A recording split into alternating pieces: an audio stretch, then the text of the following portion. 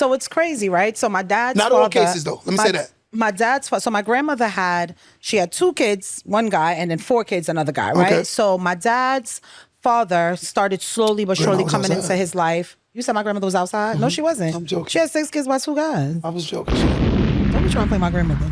But I feel like, Get it, Grandma. so now my grandfather is trying, he's been trying to come back into my dad's life over the years. And my dad is, my dad's 60 something now. So now he's like, yo, F this. Like, you know what I'm saying? Like, what do I need him to be here for? But you know what's so crazy? My dad on the flip side will say at 60 something will be like, I guess I'm gonna call him. I'm like, I thought you said F him. What you calling him for? But I feel like there's still a part of my father that at 60 something years old still wants to get to know his father and still wants to, it's like he'll act tough like he don't care, but on the flip side, like, oh yeah, he said he coming, so I'm gonna go see them and hang around them. And I'm like, but just the other day you said you didn't care. So I feel like you always, still his father. You always miss that, And at 60 something, I'm watching my dad almost look like a baby. And I'm like, you want to go see your daddy. You know what I'm saying? But he won't admit it. But in little words and little things that he says, it's like he still wants to know him. He still wants to, It's his dad. But if you take that, if you have a heart, right? Yeah. It's a heart. If I cut it in half and I give you half and I keep half, do I have a whole heart? No. Why? Because you gave away half. And that's what a child is when he doesn't have both of his parents. It's something missing. It's always going to be something missing. Yeah. And the reason, only luck is a mother can find out, you know what? Let me put this boy or this girl around more men to show her how to receive men, meaning how men talk to them. For instance, your mother bring home a stepfather that opens the door for the little girl. The stepfather takes the daughter out and the son out, hey, let's go throw the football around. You're showing him certain behaviors that should be normalized. But if that man comes home and pays that man no attention, that man will always be a boy and he will continue most patterns that he saw. Yeah. So a lot of times people aren't fighting themselves, they fighting what they didn't learn. Yeah. Whether male or female, a submissive woman has to be taught that, Shay. Think about the logic. If a woman was a stay-at-home mom and she watched her mother do that, she's more inclined to be what? Unless she resented her mother. But in most cases, she's gonna want that same aesthetics. Vice versa. If I saw my dad get up every day and he busts his behind, he sacrificed every day, I'm willing to repeat the same thing because that's what I saw. So when people don't look at logic, logic is logic. Logic is 1 + 1 = 2. But the people that say, well, I'm doing this, I hate when people do that. I'm just be honest with you. When they make the exception to the rule the rule. Well, I didn't grow up with my dad, and look at me, I turned out to be a great man. Okay, you're the exception. But there's a bunch of dudes in prison that would say otherwise. So if you're taking you to make you the standard, that's diabolical. That means we're gonna basically disregard the 70% of men that's incarcerated that grew up with single parents. We're gonna disregard all of them. Because I'm the 1%, I'm the 10%, I'm the 20%, right? And that's the problem with dealing with humans. They disregard a lot of facts. And I'm like, just because you are the exception, it doesn't change the rule. Right. And that's the problem. I think that even as a young man, even if the dad wasn't there, if that young man, he will still seek mentorship. Even if it's in the streets. Because mentorship looks to the environment. For instance, if I grew up in a controlled environment, mentorship looked like basketball coaches. Mentorship looked like the police officer. It looks like different. But if I grew up in the hood, mentorship looked like the drug dealer. Right. Mentorship looked like the street guys, the gang guys. It depends on where that person comes from. If I come from a poverty environment, more than likely, mentorship will be something that fits the aesthetics of the environment I'm from. But again, it's just humans. They just don't want to hear it. I'm like, we got to learn that everyone grows different. And their experience is their story. And that's why they're the way they are. And sometimes, again, I tell you, when I say things about women, it's because they never had a strong man. It's to the point where nowadays, society are trying to get rid of masculine men. They hate masculine men. Because a masculine man is firm. He speaks his piece. Your dad is not, he's going to say what he said, he's going to say what he said. But if you grew around a man like that, guess what? You're more likely to be willing to accept something like that. Why do you think society is trying to get rid of masculine men? Because a strong black man is dangerous. A conscious black man is dangerous. An educated black man is dangerous. It's been proven since the beginning of time. All of our leaders, what happened to them? They're assassinated. I wonder why. Because you're going to wake up too many people. They'd rather you be asleep. Because the moment you know who you are, you become very dangerous. And a man like me, they don't like me. Because I tell the truth. I don't care about what somebody's saying, their feelings.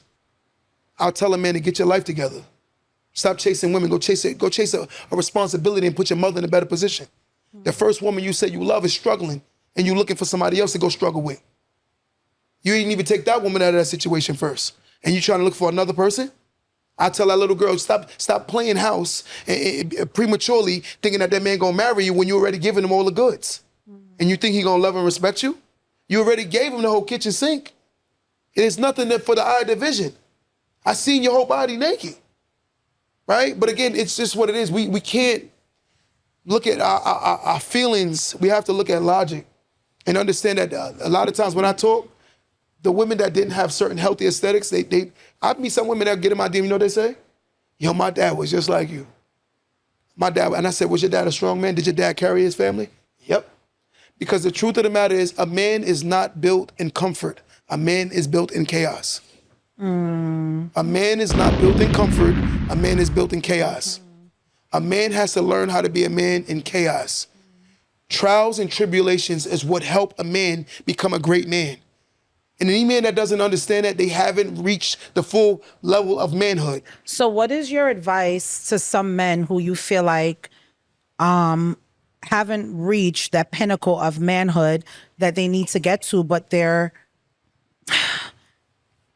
in relationships, or they're in marriages, or they're fathers, or they're not fathers? Like, what advice can you give them if they're not at that level where they need to be, but they're trying to build, but they don't have the tools to build yet? Practice humility, meaning, right? When you look at humility, it's being able to listen to people that are there and putting people around you that motivate you to do better where you at, so you don't stay where you at. In most cases, you'll never do better than where you are if you're not around people that challenge you to do better than what you are. So for instance, as a man, we're naturally motivated by who we're around, right? Women compete with who they're around. Men naturally get inspired by who they're around. I'm being honest with you, right? You can have a friend group of women who constantly compete with each other. They won't tell you, but if you ask the men that date those women, they're always talking crap about each other. That's all they do. Their relationship is built on competition. Our relationship, in most cases, men are built by learning and seeing. If a man understands that aspect, he will become great. Because again, I have to be inspired with new potentials of myself. Otherwise, I won't. Why do you think men natural love language is words of affirmation? We need to be affirmed. Because again, every human has insecurities.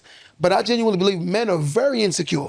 And the reason why men are very insecure, because their responsibility is very, very, very, very, very, very, very, very prominently needed, and is extreme.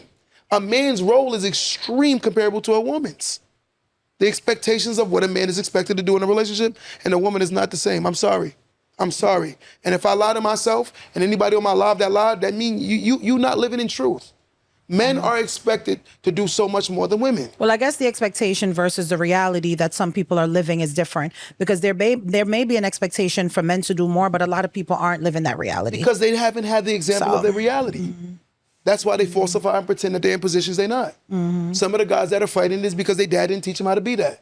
So they're not fighting Q, they fighting the person that didn't teach them. The woman that's disrespecting me, she ain't disrespecting me, she didn't submit to her father. So she damn sure can't submit to me. It's impossible for her to submit to me. Unless she does the shadow work and say, I have to work on myself. Right. Otherwise, she's going to continue to do the same merit what she saw. It's just what it is.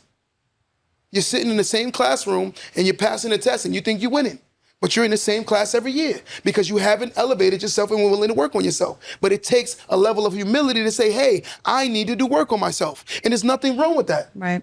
I think because I'm grown, I ain't got to, what? You can't even read comfortably through a Cat in the Hat book. Most adults aren't even comfortable reading out loud, and they think they're grown. You're not even comfortable reading out loud, and you think you're grown.